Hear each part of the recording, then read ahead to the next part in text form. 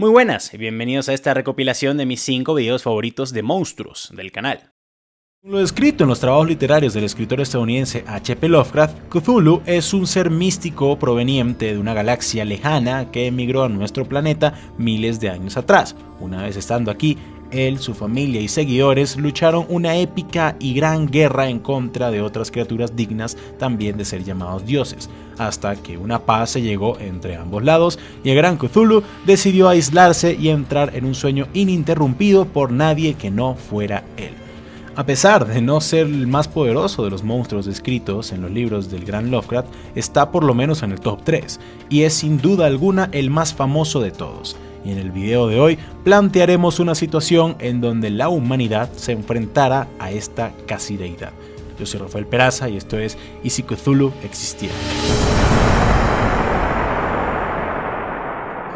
En The Call of Cthulhu, H.P. Lovecraft describe a Cthulhu como un monstruo de contorno vagamente antropoide, pero con una cabeza parecida a un pulpo cuya cara era una masa de antenas, un cuerpo escamoso de aspecto gomoso, garras prodigiosas en patas traseras y delanteras y alas largas y estrechas detrás. Se dice que Cthulhu se parece a un pulpo, un dragón y una caricatura humana, por así decirlo, de cientos de metros de altura, con brazos y piernas palmeadas y un par de alas rudimentarias sobre su espalda. Su cabeza se presenta de forma similar a la totalidad de un pulpo gigantesco, con un número desconocido de tentáculos que rodean su espalda y boca.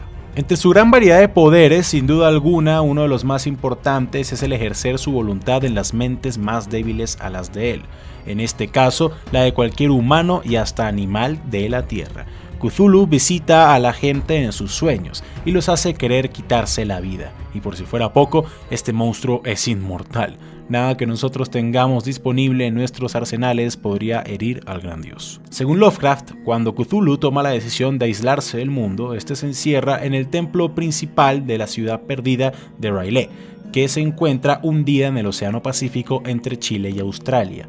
Es en esta realidad alterna que estamos planteando un equipo de buzos chilenos, al estar explorando la desaparición de un buque perdido, descubren por casualidad una gran ciudad totalmente extraña y con una arquitectura jamás antes vista.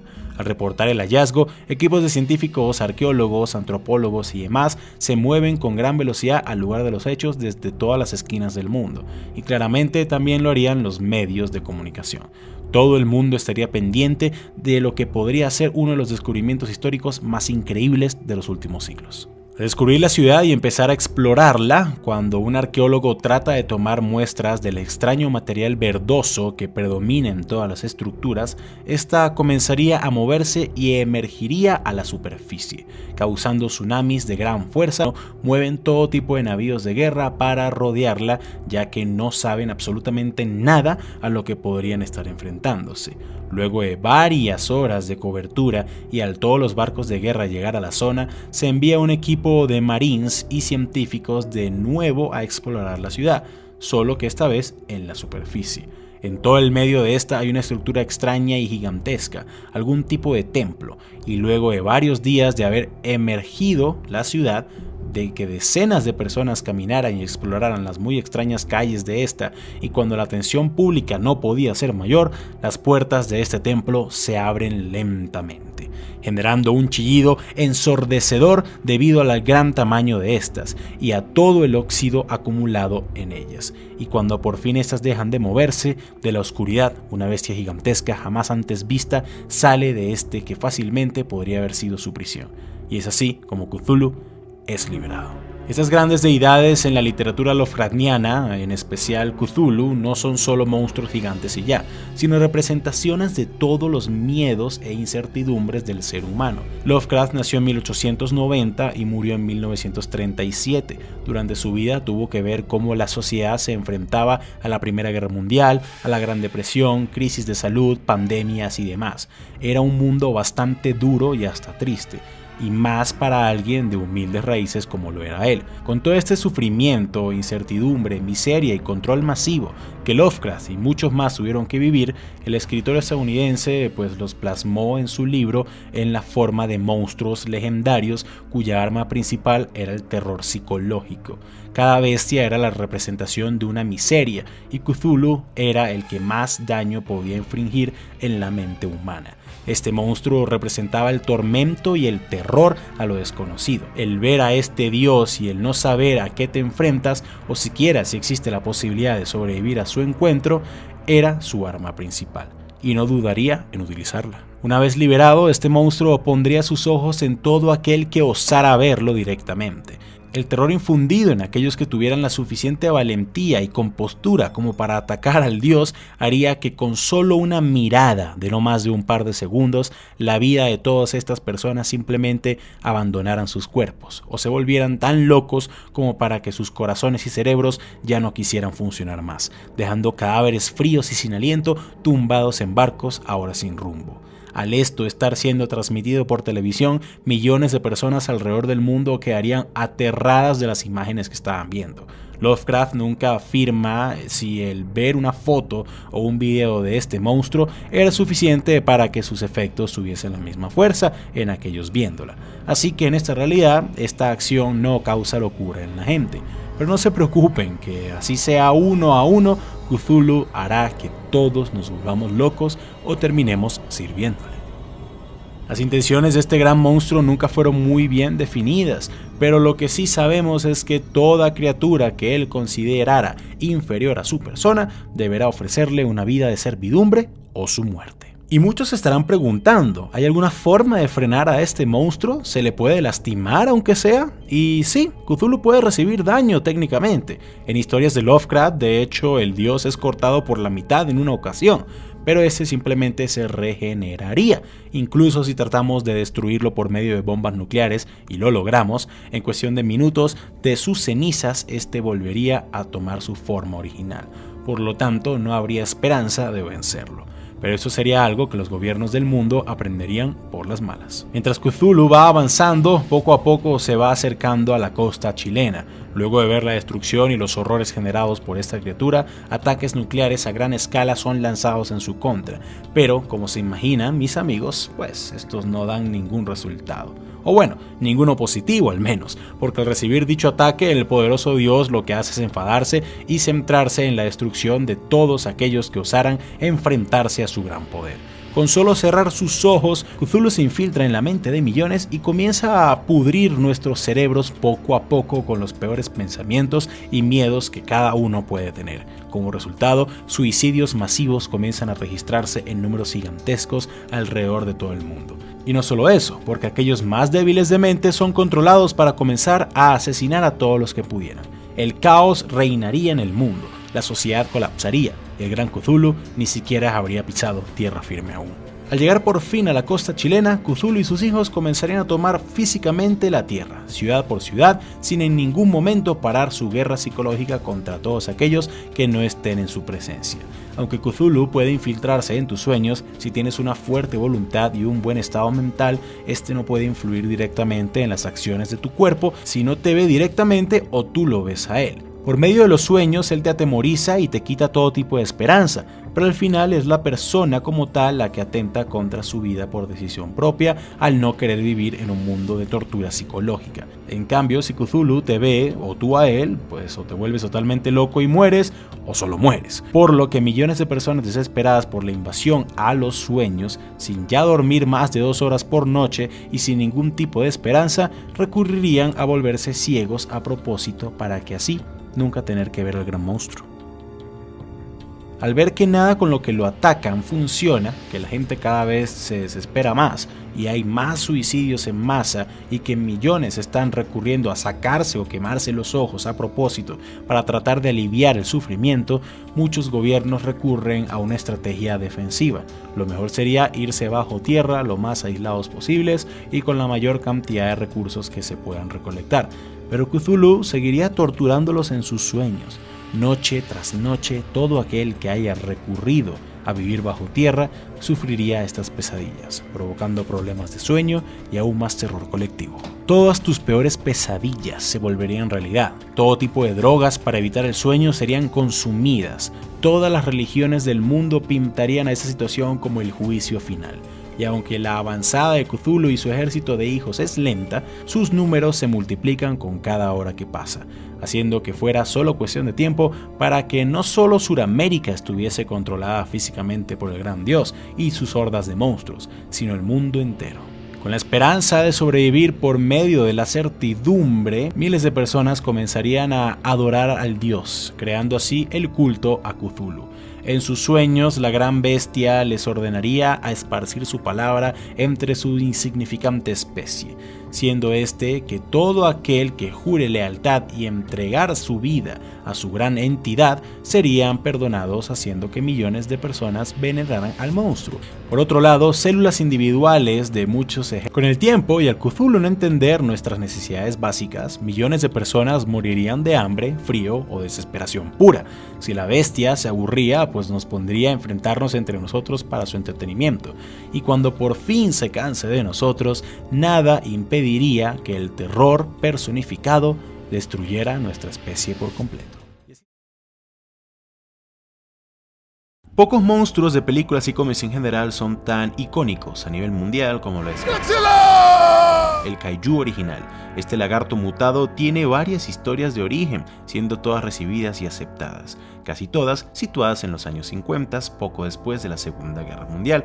Pero todas tienen algo en común: su fuerza, poderes y gran tamaño son el derivado de experimentos con material radiactivo o armas nucleares. Y siguiendo esta tendencia, y si por alguna razón este monstruo ficticio pasase a ser una realidad en el 2020, yo soy Rafael Peraza y esto es ¿Y si Godzilla apareciera hoy?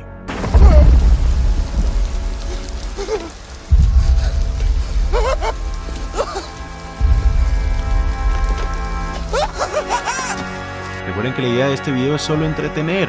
Estamos creando una historia donde un lagarto radioactivo gigante con poderes sobrenaturales y que desafía las leyes de la física existe.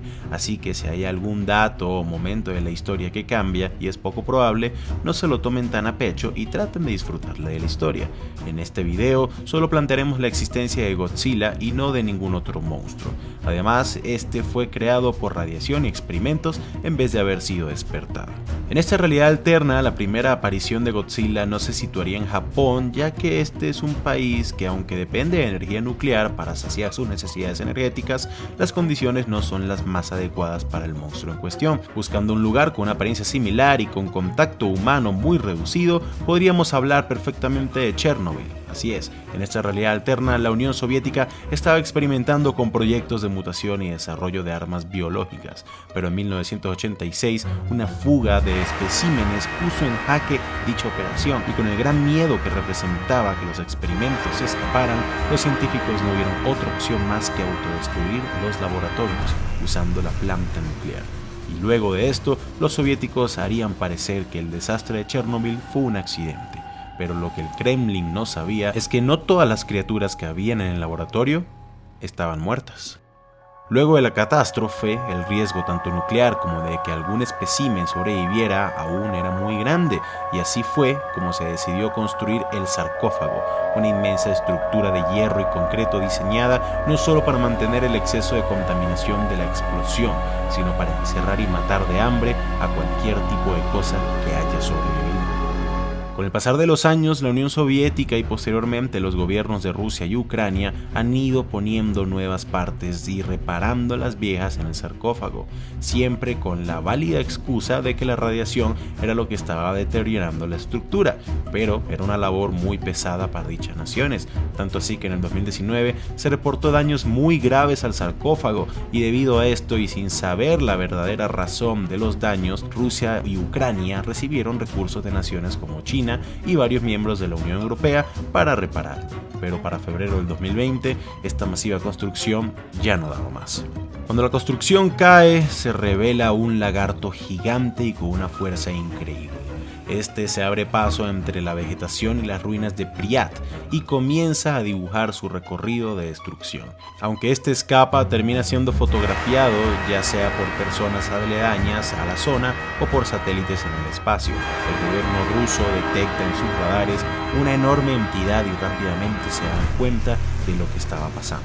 No saben exactamente a qué se enfrentan, ya que aunque radares de ondas sonoras detectan una gran figura, el exceso de radiación que emana la bestia deja en mal estado a todo tipo de aparato que trata de detectarlo. Pero aún así el Kremlin manda un escuadrón de Sukhois para interceptarlo. Pero esto sería totalmente inútil. La radiación dañaría los instrumentos de los jets apenas estos entraran en un rango cercano, y casi todos los misiles lanzados no daban en el blanco, y los que sí lo lograban no causaban ni un simple rasguño. De hecho, debido a la pérdida de instrumentos, un par de Sukhois caen en el suelo. Por fortuna, los pilotos sí pudieron activar el mecanismo de eyección de emergencia, ya que este es análogo.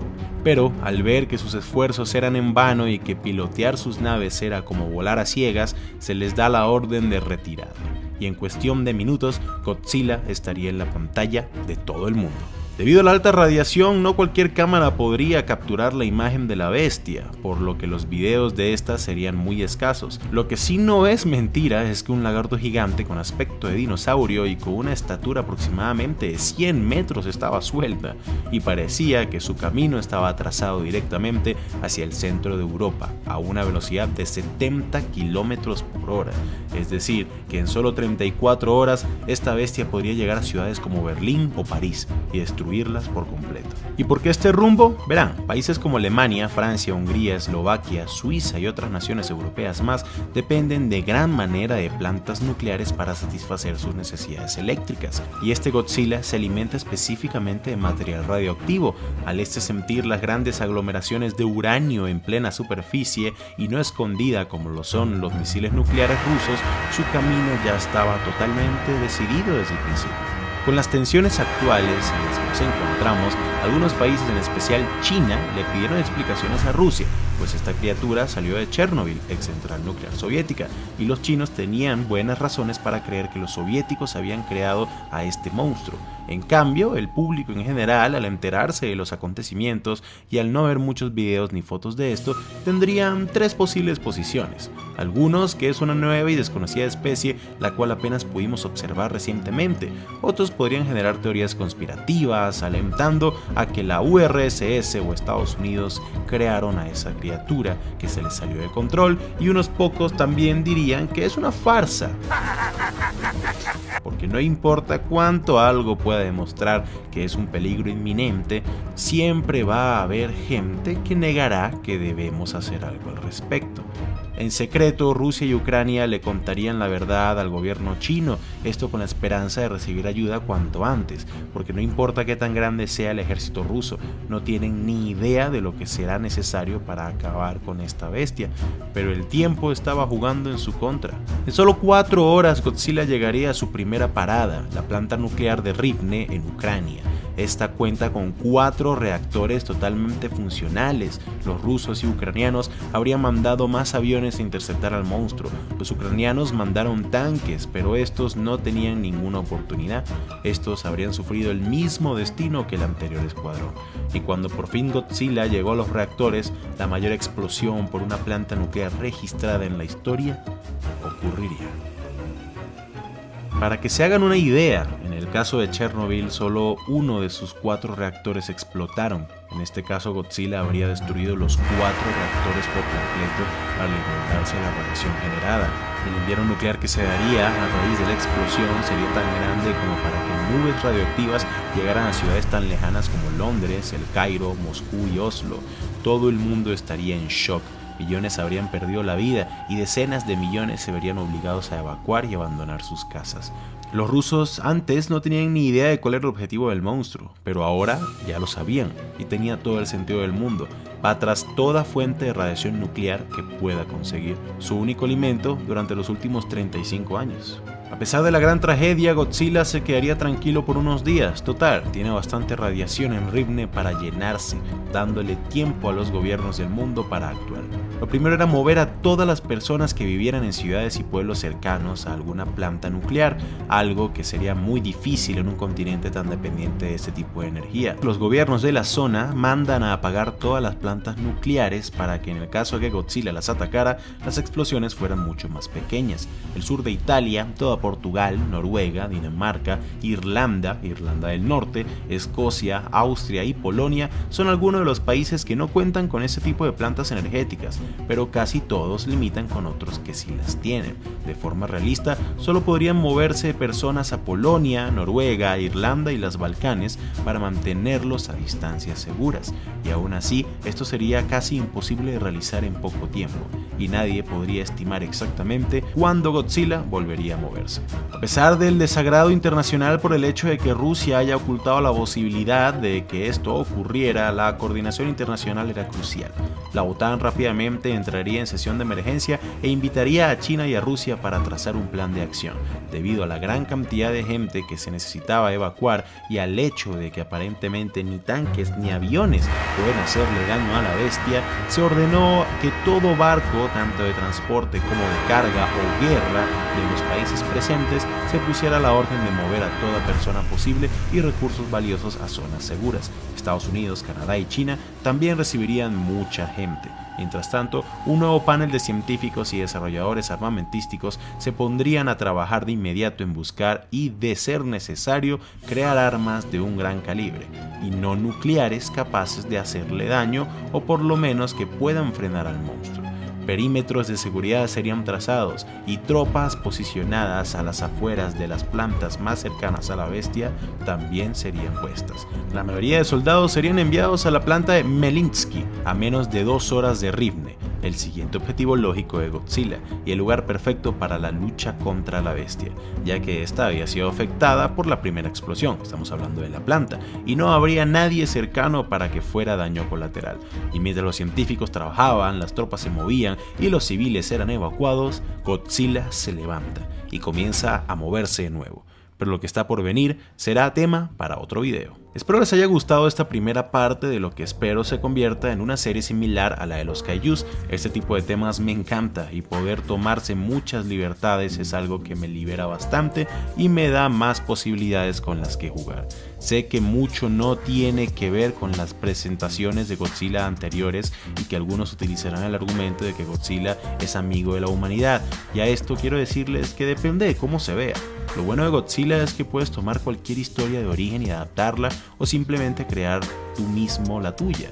Y el mejor ejemplo es lo de ayudar a la humanidad. Esa idea es algo que se comenzó a ver con las últimas películas, ya que en las originales vemos como este kaiju ataca numerosas ciudades. Pero bueno, ya todo esto es para otro video. Por ahora.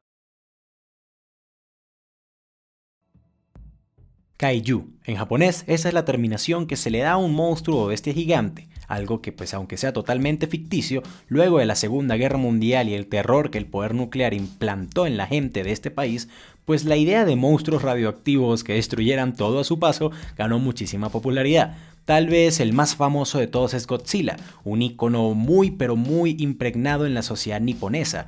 Pero con el pasar de los años y pues las crecientes relaciones tanto culturales como económicas entre el oeste y Asia, pues este género de supermonstruos ha sido adoptado por Hollywood.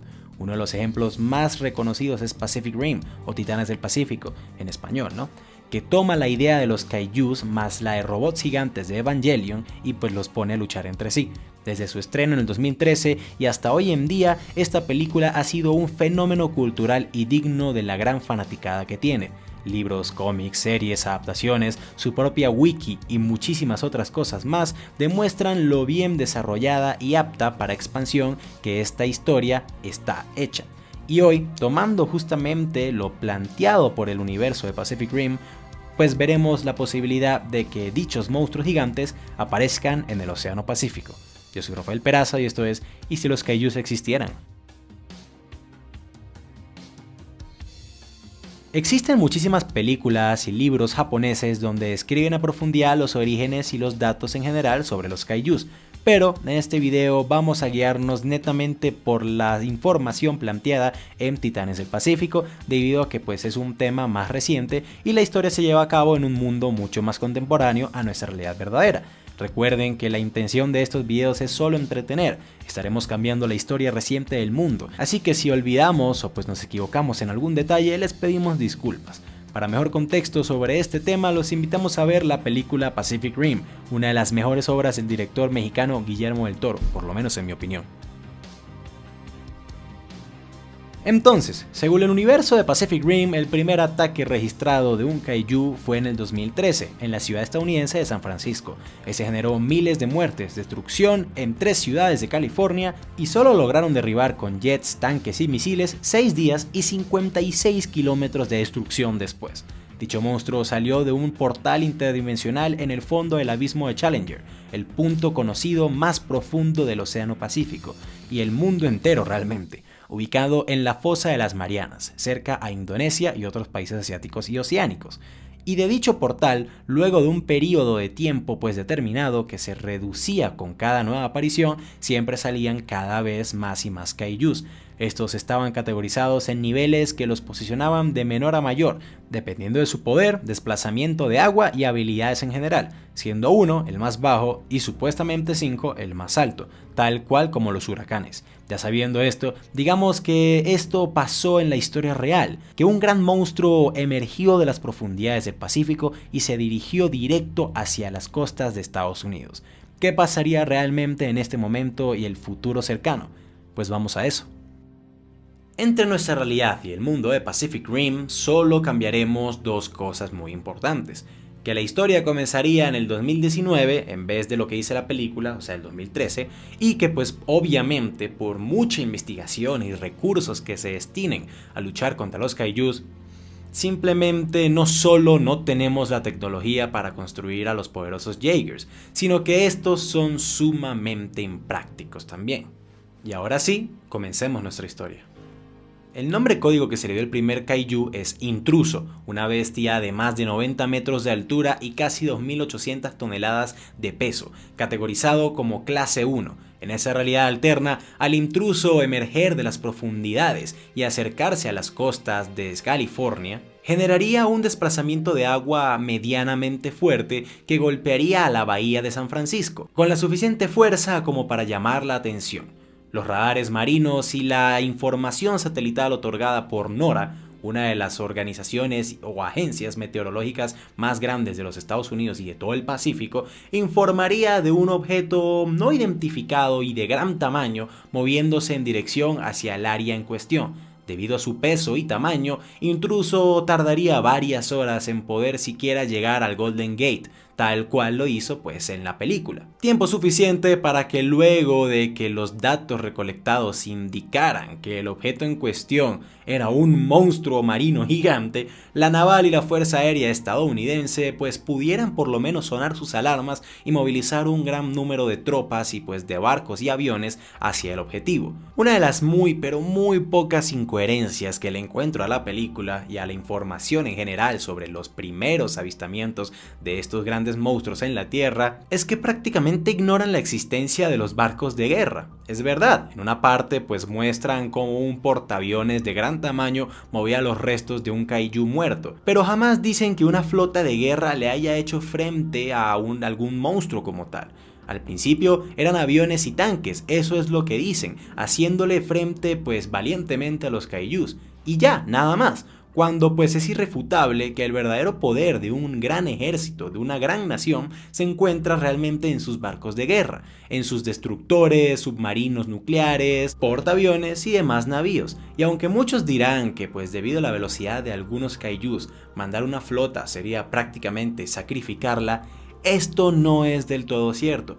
Los primeros kaijus por lo menos en aparecer eran grandes, torpes y muy lentos, y aunque pues cada nueva aparición, cada nueva generación por así decirlo, parecía resolver algunos de los problemas de sus antecesores, no fue sino hasta años después que aparecieron los kaijus de clase 3 y 4, que realmente estos eran los que podían ganarle en velocidad a una flota naval. Por lo tanto, y pues teniendo en cuenta todo lo que dijimos anteriormente y que en California hay varias flotas navales estadounidenses estacionadas, la mejor opción de frenar a Intruso era enfrentarlo pues a distancia, con barcos y aviones, así evitando pues arriesgar vidas y pues material de guerra innecesariamente.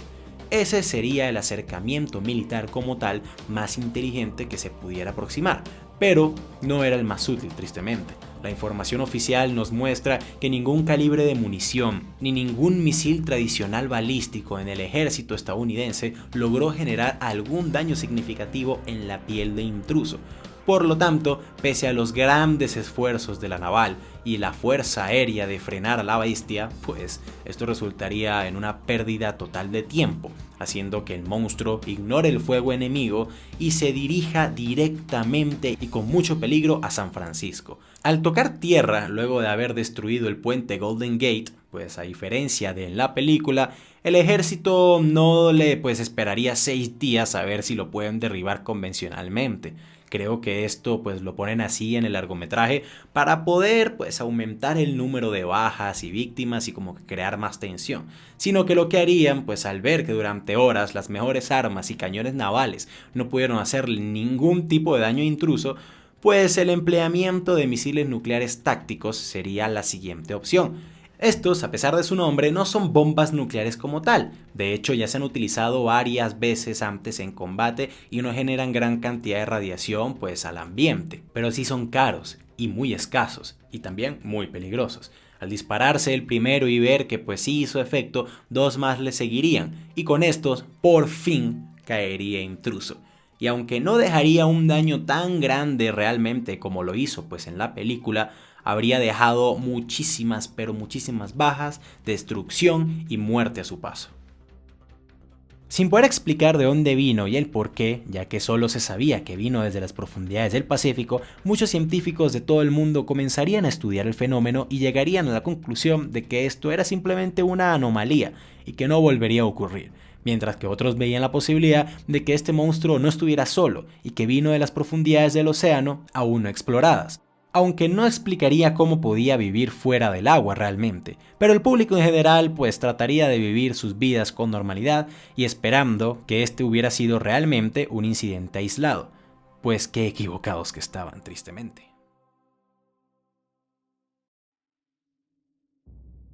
6 meses después aparecería otro kaiju, más fuerte y ágil que el anterior, ya que la película deja bien claro que cada nuevo kaiju evoluciona y se adapta para soportar mejor a las armas y bombas que el anterior tuvo que enfrentar. Esta vez emergió de las Filipinas, mucho más cerca al abismo de Challenger que San Francisco. Y en vez de salir a plena luz del día, atacar a un lugar tan lejano, este ataca de noche y en medio de un tifón, para así no ser detectado tan rápido. Pero aquí es donde se complican las cosas. Si el país con el mejor ejército del mundo no pudo ganarle el primer kaiju y necesitó de 3 misiles nucleares tácticos para destruirlo, ¿cómo podría defenderse las Filipinas? Aunque esta nación le pide ayuda a Estados Unidos para que manden a su portaavión cargado con misiles nucleares tácticos, el portaaviones Ronald Reagan estacionado en Japón y gran parte del resto de barcos de guerras que escoltan a dicho portaaviones, con las políticas actuales de dicho gobierno, ¿realmente prestaría ayuda a Estados Unidos a las Filipinas? Y de ser así, ¿esta flotilla sería lo suficientemente poderosa para detener al kaiju?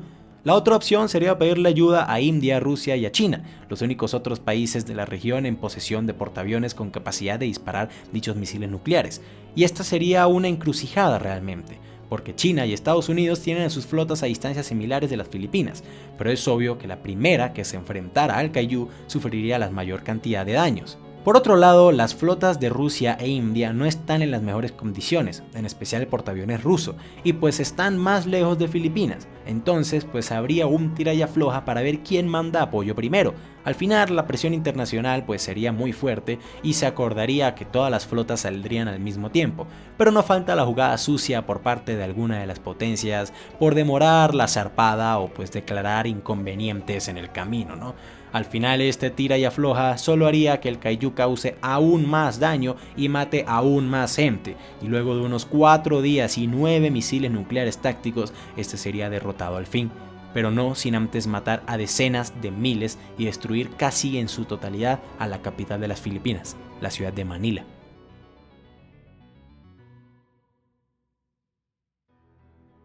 Y luego el tercero. 5 meses después otro kaiju aparecería y atacaría Cabo San Lucas en México.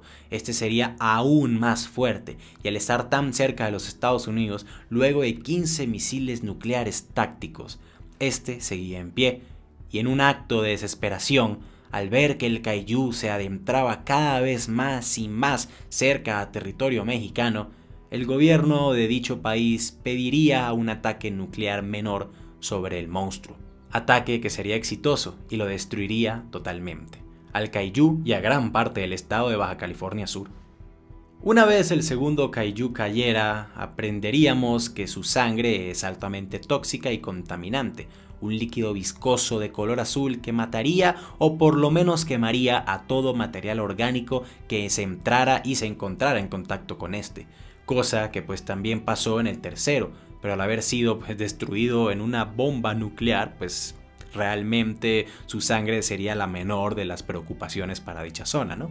Luego de estudios a mayor profundidad y analizando los restos de estos kaijus con los de Intruso, pues se daría a entender que estos dos pues mejoraron en todo sentido en lo que falló Intruso. Fueron más difíciles de detectar, atacaron en lugares más despejados, eran un poco más rápidos y resistieron mucho más a los misiles que derrotaron pues al primero. Y fue en este momento que el mundo entero se daría cuenta de que los ataques seguirían viniendo. El mundo entraría en caos, en especial aquellas personas que pues viven en las costas del Océano Pacífico, que por cierto es más de una tercera parte de la población mundial total. La economía se derrumbaría, nadie querría vivir en las zonas de peligro. Grandes ciudades cercanas a este mar, como pues por ejemplo lo son Los Ángeles, Vancouver, Lima, Sydney, Shanghai, Tokio y muchísimas otras más, sufrirían una despoblación gigantesca. Grandes migraciones en masa en proporciones nunca antes vistas comenzarían, haciendo que cientos de millones entraran a ser catalogados como meramente desplazados. El terror cundiría en muchísimos países, la desesperanza gobernaría y muchas otras tragedias más ocurrirían. Pero la humanidad no estaría dispuesta a rendirse. Dejando la idea de protección propia, todos los países de la zona de riesgo y muchos otros más fuera de esta se unirían para estudiar al enemigo, adelantarse a los hechos, diseñar nuevas armas y estrategias con las cuales vencer y erradicar la amenaza kaiju. Estudiando las corazas y sistemas óseos de los monstruos vencidos, se podrían diseñar cañones, desarrollar láser e incluso estudiar las posibilidades de bombardeos balísticos desde el espacio.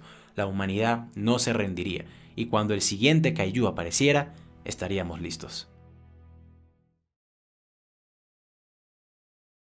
Creado por el canadiense artista de horror Trevor Henderson, la extraña figura conocida también como Siren Head se ha tomado el internet como si nada. Historias, videojuegos, cómics, creepypastas, de todo se ha hecho con relación a este monstruo, y al estudiar y aprender un poco más sobre él, este canal no se podía quedar atrás. Ya en el pasado hemos hablado de temas similares como lo es el de la Fundación SCP, y hoy planeamos seguir especulando sobre otra entidad llena de misterios. Yo soy Rafael Peraza y esto es ¿Y si Siren Head fuese real?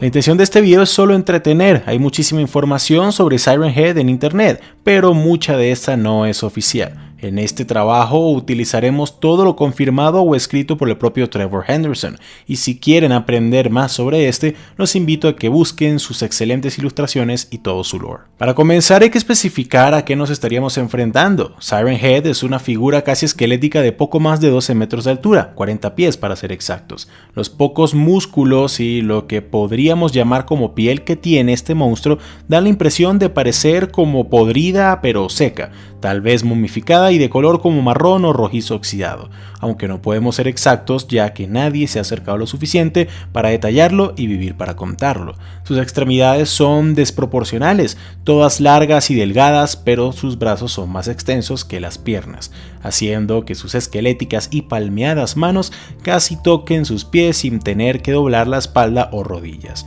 Pero no te confíes, ya que poseen una gran fuerza capaz de romper los troncos de árboles muy altos sin mucho problema. Todo su torso y zona pélvica parecieran los de un esqueleto gigante envuelto en piel y no tiene genitales visibles. En vez de un cuello, tiene un, a simple vista, poste común y corriente, pero de este salen dos grandes sirenas apuntando a lados opuestos, una más arriba que la otra, conectadas al resto del cuerpo por medio de varios cables negros muy gruesos. Las sirenas y los cables son la única parte visible de esta criatura que no parecen ser orgánicas, ya que están hechas de metal y goma. No tiene ojos, nariz, orejas ni boca. Uno diría que debido a su naturaleza podría ubicarse por medio de las ondas sonoras que emite, similar a la ecolocalización de las ballenas. Pero su creador ha dicho que debido a su origen paranormal, este monstruo simplemente sabe dónde están sus presas y ya. Con respecto a sus alrededores, Siren Head es muy bueno camuflándose y tiene cierto tipo de habilidad para adaptar su cuerpo al ambiente, en especial para hacerse muy similar a postes de luz o teléfono y árboles. Por lo que si no lo estás buscando y no lo has escuchado aún, es posible que lo tengas muy cerca y ni te hayas enterado. A pesar de que en muchas ilustraciones nuevas se pintan dientes y lenguas saliendo de las sirenas, Henderson no tenía este concepto en mente cuando creó al monstruo por primera vez, pero después de ver la idea dijo que si uno se acercaba bastante podrías ver los dientes dentro de las sirenas. El problema es que acercarte tanto sería una misión suicida. Este monstruo es básicamente un depredador. Las estrategias de caza de Siren Head son bastante peculiares y a pesar de ser muy elaboradas, no hay confirmación por parte de Henderson que este posea inteligencia o racionamiento. Es decir, que ataca por instinto, ya sea porque se siente atacado, en peligro o tal vez incluso solo por diversión o deporte. Dentro de su arsenal de trucos está mezclarse bien con sus alrededores, siendo la mayoría de sus avistamientos en bosques con altos árboles y postes de cables para poder camuflarse. Casi nunca ataca de día y suele llamar y atraer a sus víctimas en potencia por medio de grabaciones de humanos pidiendo auxilio o incluso con voces de seres queridos de la propia presa. Luego de atraerlos, utiliza su gran cuerpo y agilidad para atacarlos y mutilarlos. Si se ve amenazado por grandes grupos de personas, tiene la capacidad de emitir sonidos tan agudos y potentes como para romper tímpanos y aturdir a quien sea que esté en su cercanía, dándole la opción de escapar o incluso atacar a sus desubicados y adoloridos enemigos. Sus sirenas, bocinas, parlantes, cornetas o como sea que se le diga en tu país, tienen la capacidad de grabar y emitir casi cualquier sonido, pero sus favoritas suelen ser alarmas utilizadas durante las guerras mundiales para advertir de bombardeos enemigos, de ataques nucleares inminentes, de órdenes de quedarse en casa e incluso de los gritos y voces de sus víctimas en el momento. Según el canon oficial de Siren Head, la primera vez que esta figura fue avistada por civiles fue en el estado de Arizona, Estados Unidos, en el año 1966. Una familia que estaba de paso por el desierto ven que uno de los tantos postes de cables al lado de la carretera no se veía como los demás. Observan lo que parece ser una extraña y flaca figura de poco más de 10 metros de altura, pero por fortuna el padre, que era quien conducía el vehículo, decidió no detenerse y seguir su camino.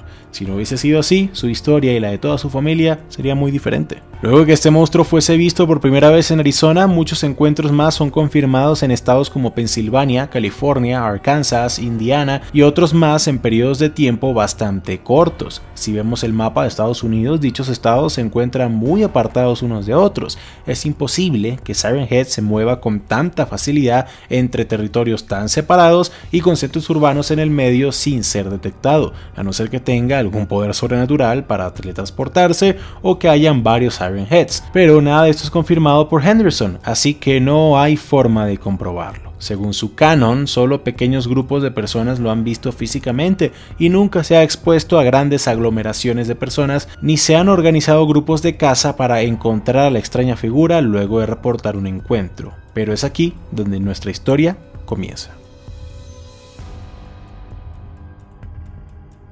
Siendo realistas, a no ser que Siren Head se pudiera teletransportar, como ya dijimos anteriormente, luego de que este fuese avistado por una simple familia en una carretera de Arizona, sería solo cuestión de tiempo para que el gobierno de los Estados Unidos lo encontrara, y más aún por la cercanía de este primer avistamiento a una base muy peculiar del ejército de ese país, el Área 51. Nevada, hogar de esta famosa base militar estadounidense, era uno de los estados más militarizados y vigilados en esta época. Recordemos que todo esto pasa en 1966, pocos años después del inicio de la carrera espacial, en plena Guerra Fría, tras el asesinato de John F. Kennedy y cuando el pueblo estadounidense comenzaba a darse cuenta que su gobierno no era del todo sincero con muchas de las cosas que pasaban tanto dentro como fuera de sus fronteras.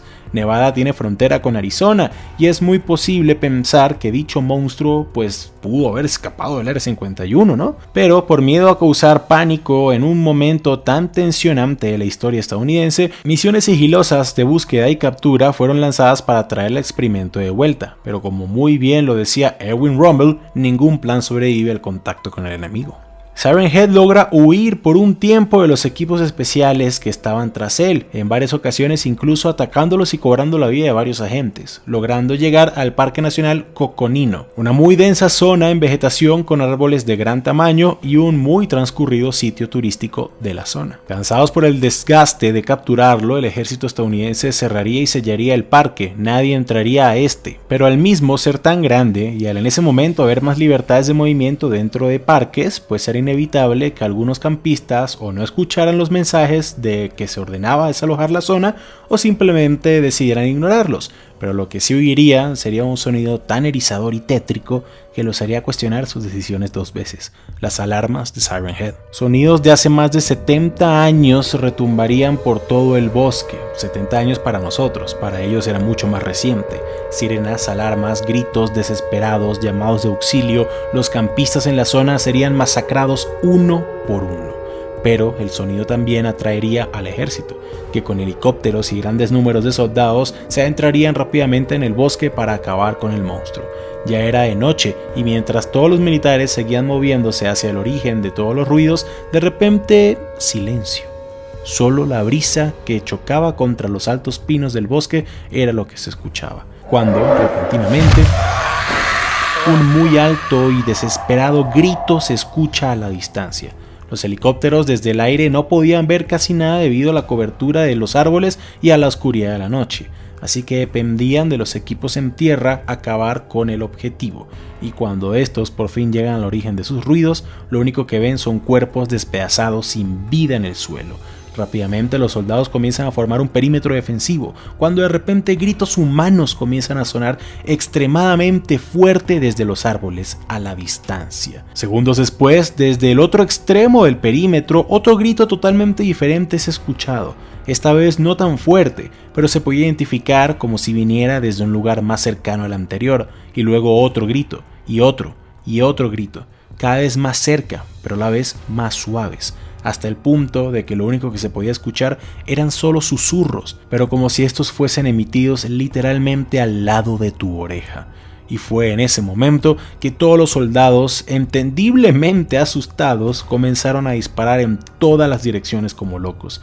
Y cuando todos vaciaron sus cartuchos desde sus espaldas, se emitió un sonido tan fuerte que todos los hombres se lanzaron al suelo de dolor mientras sus oídos comenzaban a sangrar. Y uno a uno el monstruo fue matando a todos los soldados del equipo. Y esto mientras el alto mando del Área 51 escuchaba lo que estaba pasando por la radio. Sin respuesta en ninguno de los operativos, se da la orden de bombardear todo el parque con napalm, un químico altamente combustible que quema lo que haya a su paso. Al público en general se les diría que la evacuación del parque fue debido a la detección de un gran incendio, utilizando el napalm como excusa.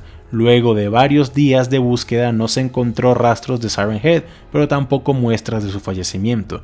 Muchas teorías conspirativas serían lanzadas al aire con respecto a qué fue lo que pasó en el Parque Nacional Coconino, pero ninguna sería escuchada sino hasta cuando de repente, varias semanas después, la ciudad de Las Vegas, Nevada, se encuentra bajo ataque por un gran número de monstruos casi indescriptibles. Siren Head había vuelto a casa, pero esta vez para liberar a sus compañeros de celda.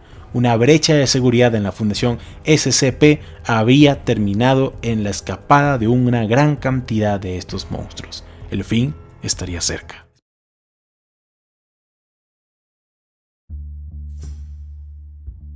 Zombies. Ustedes ya saben cómo son. Durante muchos años, estos seres que vuelven a la vida han invadido e infectado nuestro entretenimiento. En libros, películas, series, videojuegos y demás, se nos ha demostrado cómo una infección extraña era capaz de volver a seres humanos en organismos sin razón, sin dolor, sin miedo, en descomposición y lo más importante, con una insaciable hambre por carne, en especial carne humana. A raíz de esto, y por muy imposible que esta idea sea, miles de personas se han preparado para una eventual batalla en contra de estas criaturas fantasiosas. Y por lo general a estos individuos los categorizamos como paranoicos, locos desquiciados o simplemente estúpidos. Pero, ¿y si estas personas no estuvieran equivocadas? Yo soy Rafael Peraza y esto es ¿Y si un apocalipsis zombie ocurre y ganamos? Similar a nuestro video de una posible invasión alien, este trabajo servirá como contraparte del siguiente, en la cual hablaremos de un escenario en el que la humanidad no puede contra la infección y nos extinguimos. Recuerden que la idea de estos videos es solo entretener y que si no estás de acuerdo con algo de lo que se dice o crees que faltó información, no te preocupes, para eso tenemos nuestros videos de contestando comentarios y el de la parte en que somos vencidos. No hablaremos sobre casos específicos, sino más bien una perspectiva global. Ahora sí, veamos el tema y dejemos las reglas de esta realidad bien claras. Si hablamos desde la ficción, existen cientos de formas por las cuales un virus zombie podría ser creado y por consiguiente liberado. A su vez, no hay un solo tipo de zombies, sino que existen muchas variaciones de estos. Pero la verdad, si habláramos sobre cada uno y cómo estos podrían comenzar a infectar al mundo entero, este video tardaría muchísimo tiempo. Así que digamos que el tipo de zombie es el tradicional. Ya saben, aquel que no corre muy rápido, que está en proceso de descomposición, que infecta a otros individuos por medio de cortadas y mordidas y que no puede nadar, etcétera, etcétera. Los más genéricos, en otras palabras. Y que la infección comenzó siendo algún tipo de nuevo descubrimiento científico que se llevaría a varios países para ser probado, pero que al ser manipulado erróneamente mutó y se transformó en el típico patógeno zombie de las películas. Es altamente contagioso, se manifiesta casi que enseguida y no hay cura aparente. ¿Cómo reaccionaría el mundo? Vayamos a eso. Al principio los casos serían muy aislados y los infectados serían puestos bajo cuarentena para observación. En las redes sociales se filtrarían videos extraños sobre estos individuos de rara apariencia, pero los gobiernos mantendrían todo oculto. Pero con el pasar de los días la infección se sale de control, más y más casos comienzan a darse, en especial en las zonas altamente pobladas de las grandes ciudades. Así como en las películas, el caos se desataría rápidamente, el virus comienza a propagarse en todas partes, accidentes automovilísticos ocurren, saqueos, histeria masiva y muchas cosas más comienzan a verse en todo el planeta. Según estimaciones realizadas por investigadores de la Universidad de Cornell en los Estados Unidos, los centros urbanos de gran tamaño, es decir, ciudades de más de 1 millón de personas, caerían totalmente frente a la infección en tan solo 24 horas. Por lo tanto, podríamos decir que con mucha suerte, el 25% de la gente de estas podrían escapar o esconderse, de esta forma evitando ser contaminados, pero el resto no tendría dicha suerte.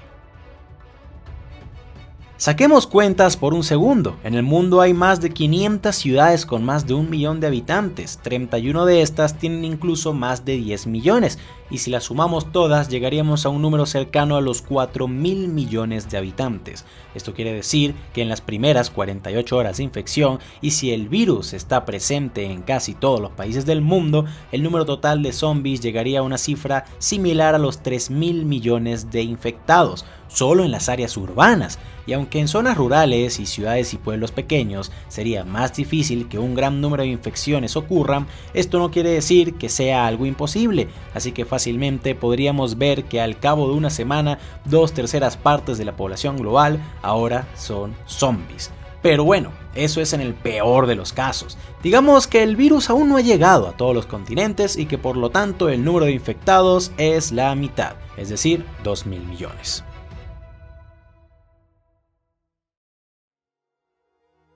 La situación es verdaderamente catastrófica, todas las fronteras del mundo se cierran, muchos gobiernos caen en cuestión de días, el nivel de violencia entre sobrevivientes que buscan recursos y escapar de la infección es fatal, en especial en países con fácil acceso a armas, en sociedades corruptas el ejército y casi todos los recursos para hacerle frente al problema zombie son empleados para proteger a aquellos en la esfera de poder.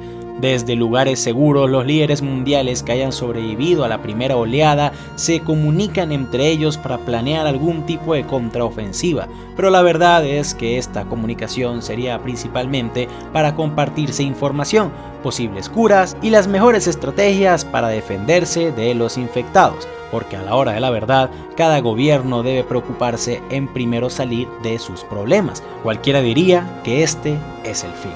Pero la verdad es que esta es una situación en la que luego de sobrevivir el primer gran golpe y si logramos reorganizarnos y plantear una contraofensiva inteligente, no sería sino cuestión de tiempo para que salgamos victoriosos. Y la explicación es bastante lógica. A diferencia de nuestros videos de apagones mundiales, invasiones aliens, ataques kaijus y muchas otras cosas más, en esta situación nuestros sistemas eléctricos y hasta de purificación de aguas seguirán funcionando parcialmente intactos. Por lo tanto, si tienen la oportunidad, empresas hasta de telecomunicaciones dejarían abiertas sus líneas para que sean utilizadas libremente. Muchos de los recursos militares disponibles serían empleados para la protección y el óptimo funcionamiento de plantas energéticas y hasta de purificaciones de aguas. Y gracias a esto, y pues si también se aseguran muy bien los puestos de control de nuestros satélites, se podrían ejecutar cualquier tipo de operaciones de rescate, coordinación de fuerzas, almacenamiento y protección de recursos y lo más importante de todo, ataques a áreas densamente infectadas. Una infección zombie, por muy a ciencia ficción que pueda sonar, termina siendo básicamente una pandemia. Hemos sufrido varias de estas en nuestra historia, tales como la de la gripe española, poco después de la Primera Guerra Mundial, la peste negra como tal y muchas otras más. Y pues sí, las características de una infección zombie son mucho más peligrosas, pero lo que quiero llegar es que ya existen los precedentes, ya hay protocolos de cómo tratar estas situaciones, y pues la medicina ha avanzado tanto que eventualmente podremos conseguir una cura o por lo menos vencer la enfermedad como tal antes que ella nos venza a nosotros. Por muy difícil que pueda ser esto de creer, el Departamento de Defensa de los Estados Unidos tiene preparado ya en la vida real un plan de contingencia para la infección zombie masiva. En el 2011, el Pentágono creó el Complan 8888. Dicho plan detalla los movimientos y estrategias que el gobierno y el ejército deberán ejecutar al pie de la letra para asegurar una victoria sobre la infección zombie posible. Este tiene decenas de variantes dependiendo de la naturaleza de la infección, posibles lugares de origen y muchos detalles importantes más. En serio, esto no es broma. El documento está tan pero tan bien pensado que describe cuáles son los 8 tipos de zombies más probables a existir y cuáles serían las formas más efectivas de neutralizarlos. También habla de la naturaleza de la infección, ya pueda ser pues por un patógeno, por exceso de radiación, por algún tipo de arma biológica y otras cosas más. Esto con la intención de, una vez identificado el tipo de amenaza, ya tener una buena idea, por así decirlo, de posibles curas para detener la enfermedad o por lo menos volver a los posibles huéspedes inmunes. Apenas la infección comience a descontrolarse y ya no haya forma pacífica o selectiva con la cual controlar la amenaza, un estado de ley marcial entraría a vigencia dentro de los Estados Unidos y muchos otros países más. Todo tipo de frente antidisturbios sería evitado, ya que pues a los zombies no sentir ni miedo ni dolor, estos serían totalmente inútiles. En su lugar, el asegurar perímetros y comenzar con la deliberada destrucción precisa de objetivos serían la llave del éxito.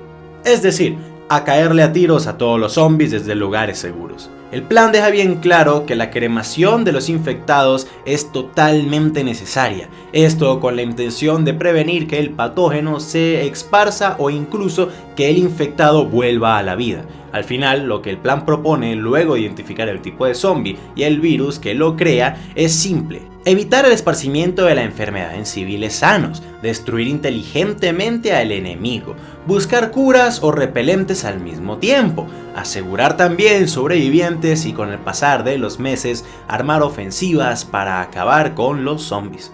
Y obviamente asegurar zona tras zona. Y la verdad, este es el plan más sensato que se podría tomar en una situación similar a esta, así que nos iremos con algo bastante parecido a esto. Pero recuerden, lo más importante es haber soportado medianamente bien a la primera oleada y que las líneas de mando sigan intactas, porque sin orden ni coordinación sería el final de toda la vida humana.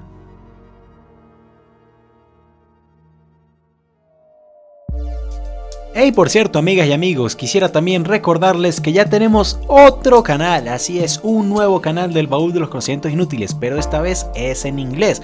Así que si quieren ir, ver el contenido que estamos publicando en este, que todo es en inglés y hecho por mí, y pues apoyarnos en el proceso, están totalmente bienvenidos. Muchísimas gracias, pero bueno, ya sigamos con el tema del video.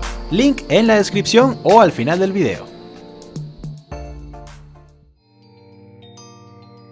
Aquellos gobiernos que no hayan sucumbido ante la infección y el caos, además de concentrarse en hacer todo lo anteriormente mencionado, también se enfocarían en encontrar una cura o algún método efectivo de protegerse o repeler los infectados. Pero esto sería algo que tomaría tiempo y cada día que pasa el número de zombies aumentaría. Así que las mejores estrategias a corto plazo para hacerle frente a la amenaza sería con bombardeos y aniquilaciones específicas y no con armas de destrucción masiva. Después de todo, ¿de qué sirve acabar con todos los zombies si en el proceso destruyes todo lo que quieres recuperar, ¿no? Así que en pueblos y ciudades pequeñas, equipos militares buscarían acorralar al mayor número de infectados para luego llenarlos de balas a punta de armas automáticas de alta velocidad.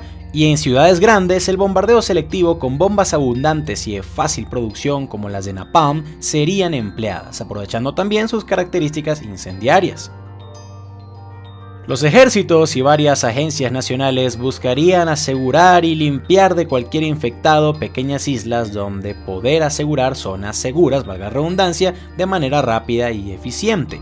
Famosas instalaciones de seguridad abandonadas y afectadas, como por ejemplo lo son Alcatraz, serían retomadas. Islas como Key West o Cayo Hueso, como se le conoce en español en Florida, demolerían sus puentes y crearían perímetros de vigilancia. Guam, Midway y demás islas con bases militares se convertirían en centros de comandos estratégicos y de protección de civiles, entre otras zonas más.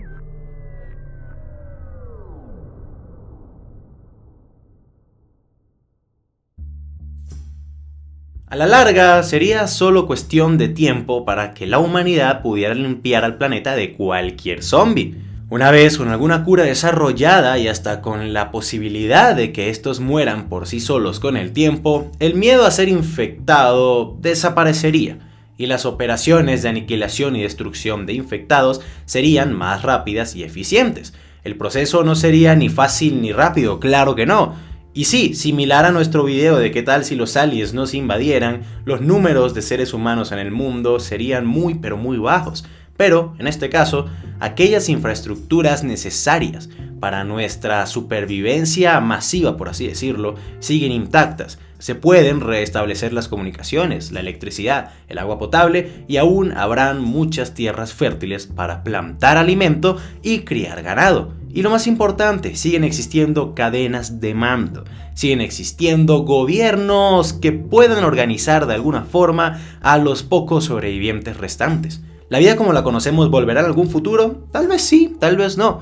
Pero el tener que comenzar de cero y el saber lo cerca que estuvimos del final, podría hacer de alguna forma que nuestra mentalidad como especie cambie para mejor. Pero así como en esta realidad salimos ganando, en otra, la historia puede ser muy, pero muy diferente. Recuerden que muchas cosas sobre este tema no fueron tratadas en el video debido a que pues lo serán en la parte de la semana que viene, en donde hablaremos de una derrota humana. Estos temas son bastante interesantes, la verdad, y queremos hacer el mejor trabajo posible. Así que tus dudas, tus comentarios y tus observaciones son muy pero muy importantes para mí. Y si las leo y las encuentro interesantes, las contestaré en el video que saldrá más tarde en esta semana sobre contestando comentarios, valga la redundancia. Si eres nuevo en el canal y no estás suscrito, te invito a que lo hagas. De esta forma podrás estar pendiente no solo de cuando saldrá la contraparte de este tema, sino de todos los demás trabajos que iremos publicando periódicamente. Si ya estás suscrito desde hace tiempo y quieres ayudar de una forma mucho más directa, puedes hacerlo donando en Patreon. Patreon es una plataforma donde por $1 en adelante al mes podrás hablar directamente conmigo, podrás comentarme temas, proponerme nuevas ideas para videos y hasta ver los videos con 3 días antes. Es decir, tendrías que verlo los viernes en vez de los lunes, pudiendo comentar primero antes que todo el mundo. Si no tienes la capacidad económica para ayudarme en ese tipo de cosas, no te preocupes, claramente lo entiendo. Sigue compartiendo estos videos, sigue diciéndole a todo el mundo que vengan y se suscriban, y de esta forma podremos seguir creciendo. Sin nada más que agregar, yo soy Rafael Peraza para el baúl de los conocimientos inútiles y que tengan muy buen día.